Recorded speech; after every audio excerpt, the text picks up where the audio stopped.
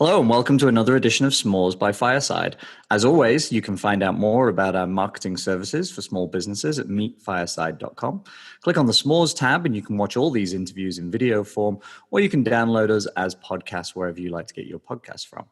Today, I'm joined by a fellow Brit, Vanessa Shaw, CEO of Growth Academy. Welcome, Vanessa. Hey, so good to be here. We get to speak British together. I feel like we should start with some sort of topic of education around what is Marmite and how people should really eat fish and chips. And how they should really pronounce aluminium. And basil and oregano. Exactly. We could go Let's just go there, shall we? we could go on a whole long little track on this. Vanessa has had a fascinating path to the US from England through a spell in Geneva. Will you tell us, Vanessa, a little bit about that journey? When did you get to the US? Why did you come here? What were you doing in Switzerland? Yeah, absolutely. It's a fascinating story, and I'll give the high notes, the high level of it, because honestly, I could tell you about it, speak for it for an hour. So basically, I'd grown up in the UK, studied languages, got an opportunity to go to Geneva for a few months to work at the UN, and a few months turned into 21 years. So moved to Switzerland, met the love of my life, my husband, who, of course, Robert, you've met as well. He was over there. And so we met and married in Switzerland, had on Lake Geneva. Both of our kids were born in Switzerland. And I really felt like that was going to be it. I had a UN career for about 6 or 7 years. One of my highlights, actually, of that career was working for the UNHCR, the High Commissioner for Refugees. And I was actually the coordinator of an airlift into Sarajevo in the middle of the war. So, putting jets into Sarajevo and scheduling those and working with the military and medevacing. And it was a kind of, really tight time, fascinating and really knowing that you're making a difference. Robert's career was taking off. And we really decided that it was not wise to have two of us working in the UN anyway. And I knew full well my heart really wasn't in it, apart from a few highlights. And so I gave up work to be a stay-at-home mum for 10 years. He had a global career, he was traveling the world. And so I always wanted to be bringing up the kids and being very involved. And that's what I did for 10 years. And then retrained, actually retrained 10 years later as a life coach, got my business off the ground, kind of life coaching in the very early days, but it rapidly turned into professional executive coaching and starting to work with corporate clients. And all of a sudden, one day, Dax, it really was this kind of light bulb moment of I'm coaching all of these great people and leaders in business, like take big, bold actions and pursue their dreams and create new stuff. And I had this moment of, oh my gosh, what am I doing? I felt like I was that quintessential British woman living abroad, kind of middle class, married, 2 kids, at the time, 2 pets, a dog and a cat. Oh, by the way, we had 2 cars and a 4-bedroom house. It was kind of, like that. It was just like that, everything that I thought I would ever end up having in life, I had it. And I was like, is this it? By now I'm probably in my very early 40s. So I was definitely having a little bit of that, midlife crisis or awakening, as we might want to call it. And that set me on the journey for, I want another adventure. Like going to Switzerland, it felt like a big adventure. Like I want to do something fun and exciting in the way that I'm coaching my clients to do it. And so I had this idea of coming to the States. We've been traveling to the States with the kids because Robert is American. And I actually loved the attitude here. There was a gung-ho-ness that exists. And I think you and I both know that compared to Brits. There is that, hey, we can do this, and certainly in the entrepreneurial fields as well. And I was just very attracted to that energy. I'd also started to get some connections in the States. I was doing some of my coach training. So I was just around that a lot more. And in, I think it was it must have been 2011, we were actually up in Sedona. We were over here on a trip. And I announced to Robert that, that was it. I wanted to make this big, bold move, leave everything behind, come over here. And it was going to be a 3-year plan. Kind of got him on board for that as well. He was going to be retiring from the UN. It made sense for the kids' age. And it was supposed to be a 3-year plan. And then when I got back to Switzerland, I turned it into an 11-month plan and sold up everything, got kids out of school, and then landed 2012 in the middle of a dust storm in Phoenix. And they closed the airport after my arrival. That's a true story. You touched on that different mentality, I think, between being here in the US versus England. I do think it's changing now, but I do agree that I think certainly as recently as 5 to 10 years ago, I think the attitude in England, as reflected by the media, not just the people, was that if someone was successful, they were always knocked a little bit. Not directly because of their success, but they got knocked because they had been successful. And then people like to take them down a few notches because of it. Whereas in the States, I agree, there is certainly in a lot of the bigger cities and populous areas in the States, the mentality is, hey, that's great. Well done. You know, you've done something really interesting there. You've done something really good. And I find it a lot easier to stay in that positive mentality of growth and innovation and doing things here because generally people will be more supportive.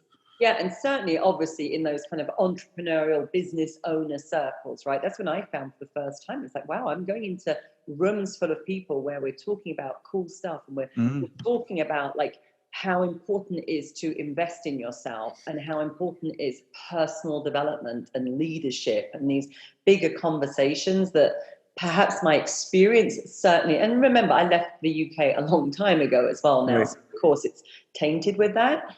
But yeah, my experience was at the UK that some of those questions kind of, a little bit more secretive. Even just recently, there was a client that quickly said quickly rolled off the team of people supporting her. I mean, we're talking of a powerhouse woman, and it's, well, of course, I've got my business coach, and then I've got my therapist for this, and then I've got my other coach for this. And I think people here think about supporting themselves with a team of different professionals. Whereas when I left the UK, even having a therapist was like, whoa. Oh, it still is. It still is. I was having this conversation with family members the other day. I don't know, 4 years ago, we sold a business called Chango, and I was with the acquirer for a year, and then I was ceremoniously kicked out a year and a day later. And you give up your baby like that anyway, and then it doesn't end in the way you want it to afterwards. And it really threw me. It took me for surprise. And I started working with this lady called Kerry Making Bird, if any of you are listening in Denver. She's magnificent, and she changed my life. And I went looking for a CBT, a cognitive behavioral therapist, because I didn't want to pay somebody to listen to me moan. Yeah. I wanted to pay somebody who would fill in those gaps I didn't get in my childhood about learning mental strength and mental growth, right? We have fitness coaches, we have doctors, we have all those things, and they all seemed acceptable. Yet there is still this thing of, oh, are you still seeing a therapist? Yes. Right? Like there's something wrong with it. Whereas here, it is much more celebrated. Yeah. So that was a big part of the appeal. And then, of course, so arrived here 2012. Now I've actually got to get a business off the ground. And the part of that story was I actually came with my 2 children, and Robert only joined me 2 years later. So that was kind of that. He was still at the UN in Geneva. He was still at the UN in Geneva, finishing out his career. So I was kind of playing single mom. Vanessa, no friends. I knew absolutely nobody here whatsoever. So I had kind of, a life to get off the ground, kids to look after. I mean, a completely different system, not knowing my way around. And also a business, because I'd said, we're coming here to the States because I want to pursue my dream of building a new business in the States. And that was my dream. And it's like, well, now if my back's against the wall, I think I better kind of get it going, right? So in those 2 years, you were here largely on your own with the kids. You were starting this business. Did you have a lot of moments of, oh shit, what have I done? Or were you generally kind of on a fairly positive keel about it? I did in the early days. And again, I'll give a kind of high level of this. But in the very early days, I was incredibly lonely. I mean, it's really tough to move to the other side of the world, to not know anybody. My husband, like my best friend, was, back in Switzerland, 9 hours, 8 hours time difference. And there was a cultural shock. I do remember that thinking. I remember thinking, oh, I thought it would be a lot easier because we speak English. And yet I come from this very international culture and very diverse, environment, and then into this very American environment. And Well, actually, yeah, you ended up in Scottsdale, Arizona. I mean, I know, and I felt white and middle class and exactly, and it's actually incredibly different to what I've been used to for many years. So there was definitely a kind of a culture shock, and wanting to get to know people and of course make friends. And then we also had, I was faced with some really big challenges with our son as well. He was, not doing well. And again, cut a long story short, he was like having a massive breakdown that I was having to deal with. And so there was around that time, I was really like, oh my gosh, like what the heck was I thinking? What did I sign up for? Everybody, back in the, and again, when you make big changes, I mean, now looking back, and Steve Jobs always said, like, you can connect the dots looking back. And I've learned so much about that experience for myself, and actually the process of change, because it's what we obviously are working with our clients the whole time, and there's right. actually a very kind of predictable process in there. But when you take really big bold leaps like that is, closing down everything in Europe, selling up everything, literally putting everything in containers and landing in Scottsdale, the universe is going to challenge you. That the challenge will come. It's absolutely guaranteed. And it's almost as if the challenge is there to say, you said you wanted this. Are you really up for it? And so there was that moment when, I had people saying, you're crazy. Why are you living apart from your husband? You're going to get divorced.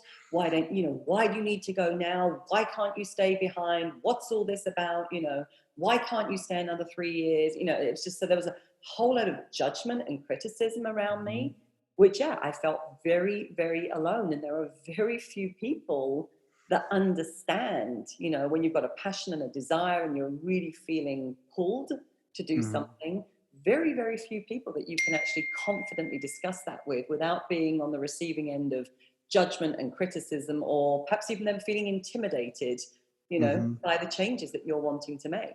People seem very fearful of people in life doing very different things. Sarah and I got criticized a lot. We've been married, we've been together more than 10 years now. And the first 4+ years of that, I was living in every city in the US other than here, right? We're building businesses and we made it work. And people would tell her regularly, oh, we'll be off having affairs, or this won't last, or it's really quite extraordinary. And I even found it at Christmas. I was in England for family, and then my kids were coming back from a trip in South Africa.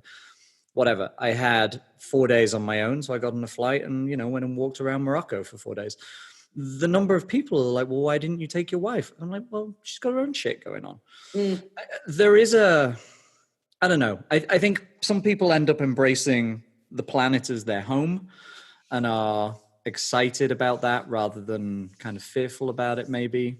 Well, it's also, and I think, it's worldviews, right? It's kind of like, we don't realize until we start to really examine those beliefs and assumptions and values and all the rest of it. And I've been on this journey now for over 15 years of, deep personal development and obviously building my business as well.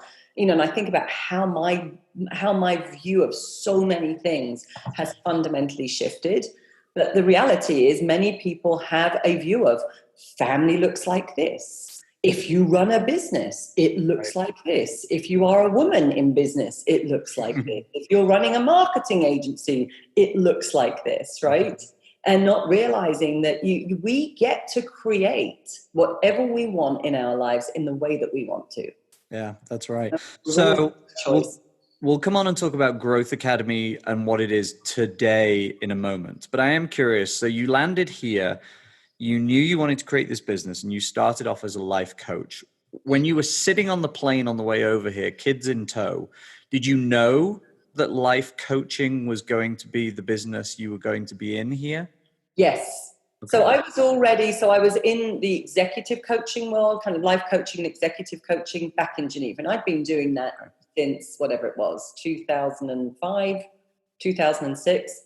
So again, I was established, in kind of my methodology and everything and doing pretty well at it. The big difference was when I came across the pond, so to speak, I knew full well that my business was already shifting, and the executive coaching was no longer lighting me up. And in fact, what I had done is I'd started to examine like who were the clients. I had a major law firm as a client for many years and did some amazing work with them. And I started to look at who were the people inside that law firm that I got really excited about working with. And that's when I realized that they were more they were almost entrepreneurs, right, inside a law firm, but they were the ones building the new business. They had a very much entrepreneurial mindset. They were the go-getters. And so that when I came over here, I'd already made the decision that going fully in on entrepreneurs was the market. So that one is interesting. I still do some executive development. It just sometimes gravitates towards me, but not a lot of that. And so that was the decision that I had made. And, small business is really my passion as well. I just love the scrappiness of small business, the wearing of hats, the creativity of it, the fact that, I can impact it so quickly. Like we can make a decision today and like today it's implemented if we really want to go that quickly. But then it was really and truly the challenge became, well, what small businesses and how do I get in front of them? And I'm a complete nobody here. So now I have to build up my personal brand again, right? And actually get some of those success stories going. Where did the permission come from in your own mind that allowed you sitting there in Geneva to say, yeah, I'm somebody who people want to listen to and become a life coach? Because I've heard other people talk about considering that as a mindset, right? And usually what prevents those people from actually doing it is the imposter syndrome, where they just don't think they have the experiences or they are somebody that people would pay to get the coaching from. You clearly didn't have that imposter syndrome to the degree that it prevented you from doing it. So where did that internal permission come from? So it's interesting. It's actually a really great question because actually I did have imposter syndrome for quite some time and I had to do an awful lot of work around that. But back when I was in Geneva, it was actually interesting that I had, when I announced, well, let me back up. And I think it was a girlfriend that really, she sowed the seed for me. And so in a way I was like, oh my gosh, that's blindingly obvious. I was at a point before training as a life coach of not knowing what the heck I would do. I didn't want to go back to the UN. I felt very unqualified for many things. So for me, the only path forward was one of freelancing or some kind of, freelance work. And it was a girlfriend, my bestie. In fact, we're speaking like this weekend. She lives in Guildford and, I always am so grateful for her for that conversation because she was like, you should train as a life coach because you were the one that when we were at uni, you were the one that we all came to. You always had great advice. You always had great insights. We always felt safe with you. So when our boyfriends were messing us around or we were throwing up because we had too much to drink or any other drama that was going on, it's true. They were always on my bed. And so that was I think somebody else saying, that's what you should be doing was really good. And then later on, in fact, where the imposter syndrome actually showed up for me was, two ways that it showed up. And one was actually a really helpful manifestation of it. And the other one was a story that I kept telling myself that I really had to change. So the imposter syndrome was more around, oh my gosh, I'm not skilled enough. I'm new to this. I'm a newbie. This is a big field I've just walked into. Yes, I've got some initial qualifications, but I've just scratched the surface. And in fact, what that did was it drove me to read voraciously. Come to my house one time and you will see I have in fact, that's a cupboard there that's got tons of books. There's another one to the left. My daughter even the other day was like, hey, do you have The Artist's Way? Have you ever heard of that book? I'm like, go into that cupboard because it's my annotated copy, sure. It's exactly. She's like, what book have you not got? She goes, every time I ask about something, she's like, you've got it. And so it led me on this path of diving into so many different things, driven by imposter syndrome. And oh my gosh, what if they find out? My biggest fear was that they were going to find out I was a stay-at-home mom and that's really all I was, and that I was really good at baking cupcakes and cooking. That was But isn't that extraordinary, right? Because you talk about your time at the UN, you talk about helping coordinate airdrops in Sarajevo during a war, right? It's astonishing how as human beings, so many of us do trip ourselves up with that self-doubt, right? You say you had fear that they were going to find out that all you were was a stay-at-home mom, and what BS that is, right? You've got a whole background that was incredibly different to that. I know, and I tell you what it was though, is that, and again, to this day, it's going the story has changed. My story that I was still holding on to was, I don't have a resume. I mean, I'd had 10 years at home. The 6 years at the UN, there were some highlights, but my heart wasn't in it. So I wasn't exactly proud of what had gone on there, right? So it wasn't like I was speaking to big accomplishments that I was behind. And my big fear was, well, if anybody ever asked me to put together a resume, what am I going to put on it? Right. And here I am working with people that have got credentials, I mean, as long as this, they sit on boards, they do that. And so for me, the gap was, here I am, little stay-at-home mom, recently trained coach, working with these top professionals. Like, who the heck do I think I am? And the gap, what I was in was the gap between, where I saw myself and like where I could see myself, headed. And I just kept kind of feeling like I was falling into that gap the whole time. Mm. And it was really interesting because there was one day, I always tell this story, it's a fascinating story. I knew that the breakthrough was going to come. And because I'm still showing up and I'm doing great work and I'm getting great testimonials, right? It's not like I'm not letting it stop me, but I was doing a lot of work and internal work. You weren't trying to convince yourself you could be a good life coach by sitting at home not being a life coach. You were doing it and you were getting the results. You have to be in action. You can't change these things just by like trying, talking yourself into something. But the big question that was always in my mind was, am I really adding value? Because my craft is in having conversations with people. And in fact, being a coach for me is so natural and so easy. It's my gift. It's my complete zone of genius. Now, the thing is, when we're in a zone of genius, it often is fairly effortless, right? And it's flow, and we can undervalue it because it doesn't feel hard. It actually feels fun. And so I had this whole question that kept going, like, am I really adding value? Like, am I really adding value? And one day I was meeting with a new prospect in the firm, and he was a really, really intimidating guy. In my mind, and I actually do think he was about 6'6". In my mind, he was probably about 6'9". And, I'm about 5'5", and I try and wear high heels to kind of make up for that difference. But he was big. And he had this big, deep voice as well. And he was one of the senior partners or an equity partner. And it was all very, very like this, And I was like, oh, no. And he wanted to speak with me. And then he immediately came at me with Vanessa, the thing is, I just don't know how you're going to add any value to me. Ballsy. And I was like, whoa, straight into, like that, my weakness and my fear. He like went straight into it. And, for me at that point, I was just like, I know full well I've just got to go there. Like, this is my point to turn this around. And, I can back off and I can be intimidated and I can kind of walk out, or it's like, go into that fear. And I said, yeah, you're quite right. And I don't know either how I could add any value to you. So you tell me, what would be most valuable? Mm-hmm. And I turned it around. And with that, he just, opened up about everything, and probably became one of my best clients inside the firm. And I was like, okay, we've done it. That, we have to have those moments where we've just put that thing to bed, and it's like, it's healed. And it was the beautiful, like, it's going to show up. It's going to keep showing up until we really heal it. And then we move on. So, that's often a question I'll just lead with right now. It's like, yeah, tell me, what would be most valuable for you? Right. Well, it certainly makes it a lot easier for you to position. It makes it so much easier. Right. They're telling you the selling point.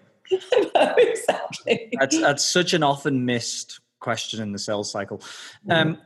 When I do these smalls conversations, I'm often intrigued by people's background, because what I often find is successful entrepreneurs, business owners, they've had some exposure early on to other people who are doing that. So it becomes, there's less of a hurdle there that they have to overcome to then go off and start their own business. Did you have parents back in England who were self-employed business owners in any way? No. So I think, again, and this is kind of, I think, so encouraging for other people. Because the reality is, as you say, if we've got background and kind of role models for some of those things that we want to be doing, it makes it easier. I grew up in, again, very nice English family. I'm the only daughter with 3 brothers. There wasn't any expectations that I was going to go out and have some mega career, be a businesswoman at all. If anything, my scripting was around being the stay-at-home mum, because that's what all the women in my family have done. And then any money that they did, if they did go out to work, it's kind of supplemental to the household, but not doing, not being a breadwinner or like really bringing in kind of serious amounts of money. And so for me, I was very much going against a lot of kind of deep programming and expectations. And again, my stepfather was a doctor. He was very figural in my life since about the age of 14. So he passed away a couple of years ago. My mother was a local school teacher, and my stepfather would be a little bit outspoken at times as well. And in the early days, he was like, "When are you going to stop playing with this thing and go back home and actually look after your kids?" Wow. Like, stop this kind of messing around thing and go back to doing what you do well. So no, I did not have that. I did not have those role models for that. What I did have is an uncle, and again, I absolutely to this day love him to bits. Massive role model in my life, and he was definitely entrepreneurial. He'd had a big career in sales. There was a lifestyle piece that I had seen. I'm very close to my aunt and uncle. I spent a lot of summers growing up with them, like in Hampshire and everything, back when I was little. And there was a lifestyle and a mindset that I could see with them that I wanted. So there was this other thing. Now, it was very mysterious to me, especially growing up. And kind of interestingly enough, especially when I think about some of the money stories that, we do inherit, which are really important to understand, especially when we're going into business for ourselves, because they can trip us up. One of those very early money stories that I remember was, probably saying to my mom very innocently at probably the age of 8 or 9, like, how do they have all of those things? And, I'd love to live in a house one day like Auntie Penny and Uncle Robert. And my mother's response was, something along the lines of, and again, right through my 8-year-old, 9-year-old memory, well, people like us don't have that kind of money, darling. Wow. Yeah. And again, that's not verbatim, but that was a message. It's like, no, I know I know they do extremely well, but like people like us. That's extraordinary. Yeah. And so I didn't realize, and again, when I've shared this story with so many people, and it wasn't innocent, that was an innocent passing comment, right? It wasn't said vindictively or jealously either. It was just a kind of an innocent like, resignation that a set of cards had been dealt, and exactly when I was what it was and what it wasn't. Yeah, and and again, life went on to change later. My parents divorced. My mother got remarried. She actually retrained. She became as a a woman in her own right, and so a lot of things advanced. But what I didn't realize is that had planted a seed very, very early on for me that it was never going to happen. Wow. It was never going to happen for me. I read many years ago, I don't read a lot of parenting books. I read an article though, and it talked about how we talk to our children about success. And that always stuck with me. And it's maybe that's like an accidental opposite to the lesson you're talking about, which is it said, don't praise your kids for good grades by telling them, "Oh, you're so smart. Well done." Irrelevant of whether they did good or bad in the grade, praise them for the effort if they truly put the effort in. So just praise the effort consistently, whether it's good or bad. And I do think that is such an interesting approach, because then you're teaching that mindset, I suppose, of a lot of nice things that you might want to have aren't going to come easy, but there's this very clear correlation between no effort, you're not going to get anything. Exactly. Put the effort in, you're likely to get something, and probably ultimately what you want. Absolutely. Yeah. How interesting. So let's pedal it forward then to Growth Academy today. How do you describe what Growth Academy is, what you do, and what that business is and who it's for? Absolutely. And it's the Business Growth Academy. So very specifically, we are working with business owners and entrepreneurs, and everything. The only people that we work with are the people that want to grow. So hence it's the Growth Academy, right? And what does that really mean? I mean, I would say there's three things that the people that we work with come to us for, and any combination therein. They want more money in their business, like the revenues and profit are just not where they want them to be, and or the amount that they want to be paying themselves as the business owner isn't where they want it to be.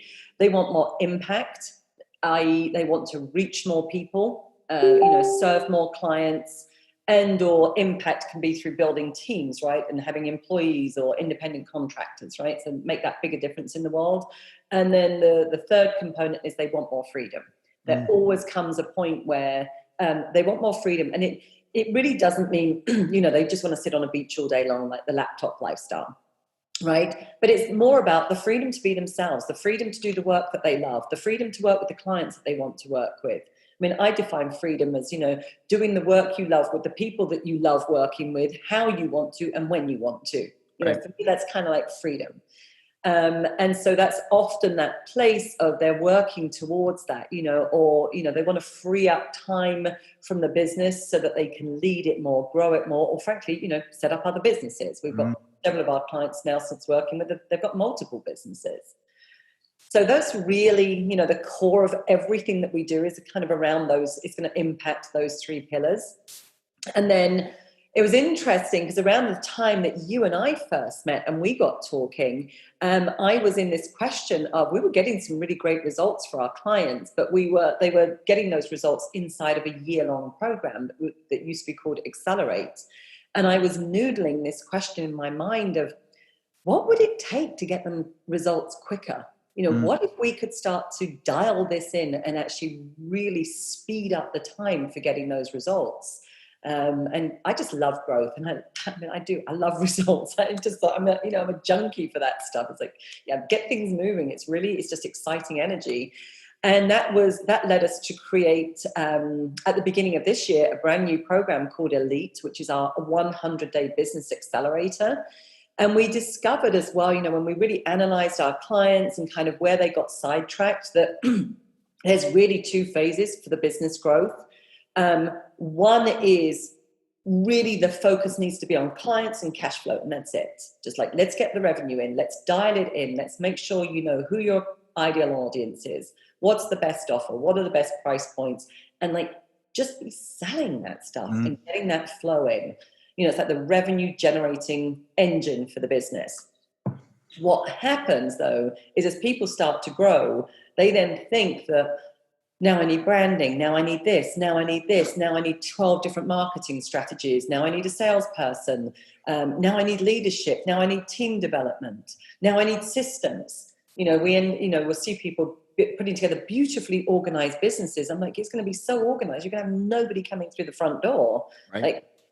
Who cares?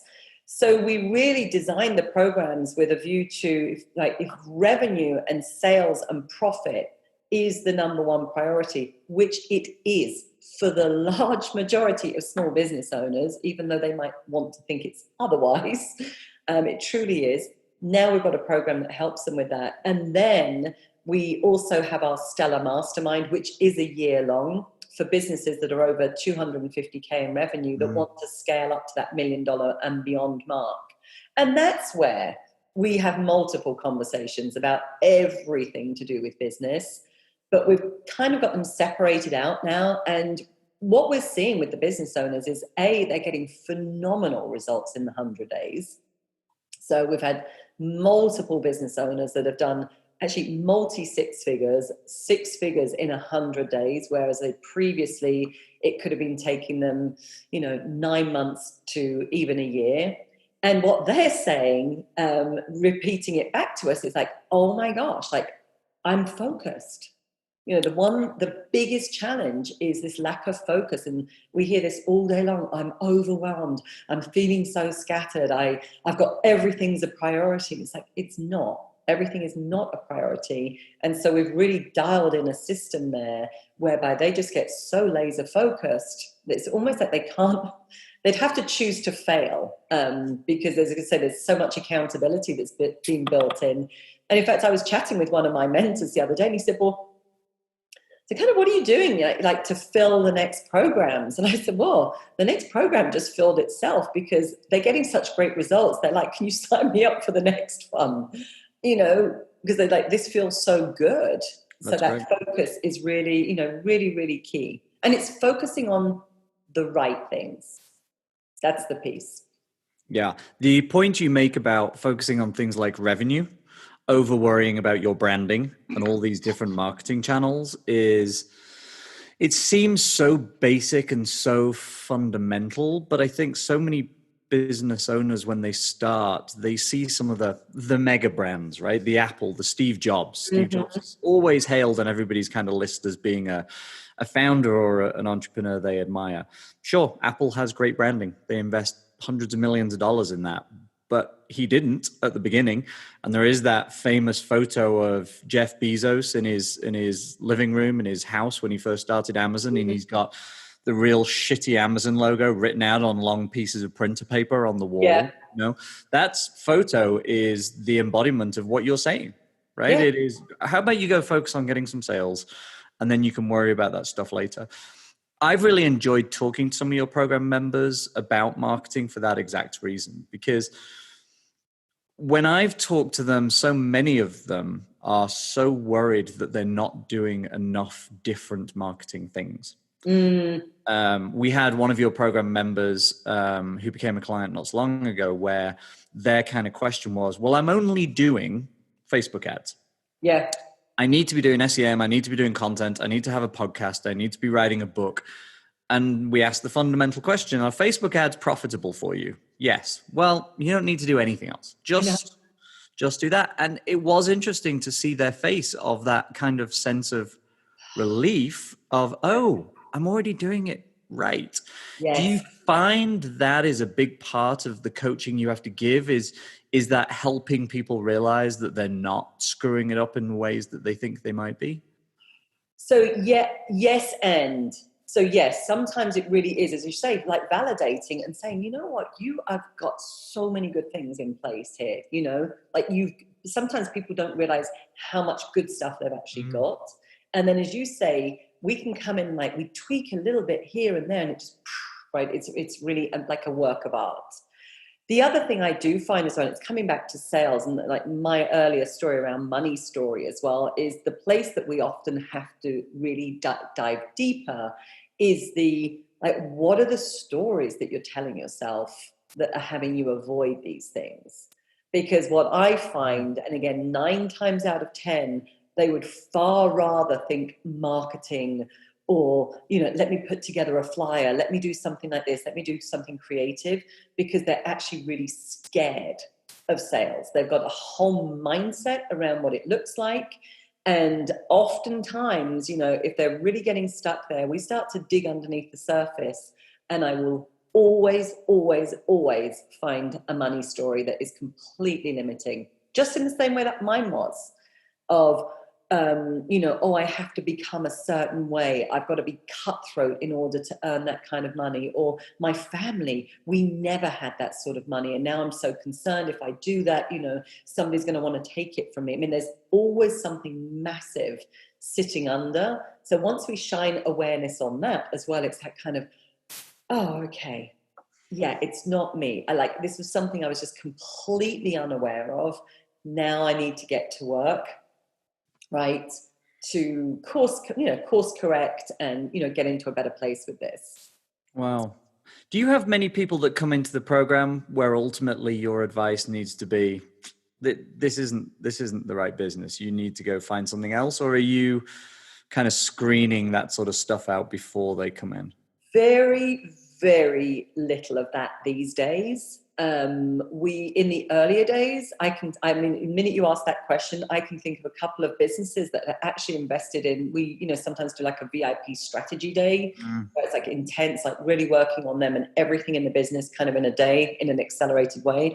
And 2 businesses come to mind that, they'd invested this money to come and spend the day with me. And I sat there and told them that they needed to go their own separate ways. And it's like, I'm not going to sit here and sugarcoat this, because there are some things that they were just so fundamentally off, really on completely different pages. And it was kinder and more honest to say, guys, you've got to rethink this right now and not go into this any further, because it's completely headed in the wrong direction. And yes, of course, we have a lot of screening now, but we work with people that have already been in business for a while. So there's typically that proven, they've got a track record and some traction. It doesn't mean to say that they're not going to start to refine their direction and think of new things, but it's probably been a pretty long time since I've had a conversation of, do you really want to be in this business? Right. Okay. Key piece of advice that comes to mind for you for listeners who are early stage business. What would you prompt them to go spend the next couple of hours thinking about that could make a big difference for them? Gosh, that's such a great question. Honestly, I think probably one of the things I would do is say, kind of self-servingly, honestly, I would go download this book from my website, The $1 Million Question, because this is a great little book that will give some really good insight into a key question that they should be asking themselves, that can reveal actually a lot of the things that they really need to be working on. Plus there's a whole business model in there as well of the different parts of the business that they can just start to think through that lens, and then they can even download a scorecard that goes with it to kind of look at, okay, where am I at? Where do I want to be? And kind of what are the gaps? So I think that's just, that can be read over the time it takes to drink a latte or a nice big glass of red wine. So it's not a big time investment. But for anybody else as well listening, I think, and I know you and I are very much on the same page as this. Part of the key to my success has been not thinking that I had to do it all by myself. Right. That's just, I've never questioned that I needed help. I have coaches, I have mentors, I have partners, work with lots of different people. And I think for anybody that's wanting to grow right now, you've got to think about who are going to be your power partners in that. A great business coach that's trained in mindset and strategy, not just mindset and not just strategy, because the two go together. Who are going to be those people that are going to really help you work out the business model or the financials or the marketing? Because it can be a lonely journey. Yep. As it kind of circles back round to, there's a lot to be done. We are the weird ones. We are the minority, right? The entrepreneurs. Most people don't go down this path in life. And so being surrounded by like-minded people and people that can really see your potential and, get you on the right path, I think is absolutely key. I think the phrase of, you are the sum of the people you surround yourself with is very critical. I think some people fail to launch because they surround themselves with people who are the people who question everything too much, the people who have a mindset where it's going to fail rather than a mindset that it's going to succeed, and surrounding themselves by even sometimes family members where, they don't believe that that's what you can or should be doing. There is a lot to be said for either joining a coaching program like yours, going to a BNI group, for instance, constantly, just something where you are actually surrounding yourself with the people who are doing, whether they're being successful or not. Momentum is the key, and find people who believe in the momentum mentality. And never take, this is my big piece of advice is never, ever, ever take advice from somebody that hasn't run their own business. Yeah. Did you say that? I mean, it's and it sounds so obvious, but the amount of people that will say to me, oh, I need to run that one by my husband or my wife. I'm like, why? Right. Why? I'm going to write that one down, and it's going to be the opening line in the show notes of the podcast. Never, ever, ever take advice from somebody who hasn't run their own business. Because it really is. It's why? They cannot possibly know what it's like to be in the trenches, to really understand what it's all about, and their advice is going to be very biased. Yeah. There's a lot of lessons that come from waking up in the morning worrying about making payroll. Hello. Yes. A lot. Exactly. Yeah. Yeah. Vanessa, this has been wonderful. Will you share with our audience where they can find your site and that book? Absolutely. So vanessashaw.com, super easy, vanessashaw.com. And then you'll see an opt-in there. Just answer whatever the question says. Yes, I'd like to join. And then you'll get a free copy of that book. I also, for those people that are, business owners already over their first 6 figures in revenue, another free resource is the $1 Million Group in Facebook. That's a group that I run. I'm doing a whole lot of free trainings in there right now and growing that group. So again, the $1 Million Group inside of Facebook is a great place for us to connect and hang out. I'm a member of that group. I can highly recommend it to people. There's some great content in there. Vanessa, thank you. For our audience, as always, you can visit meetfireside.com, learn more about our services for small businesses. You can click on the S'mores tab, find all these episodes in video form, or you can download us wherever you like to get your podcast. Thanks for tuning in.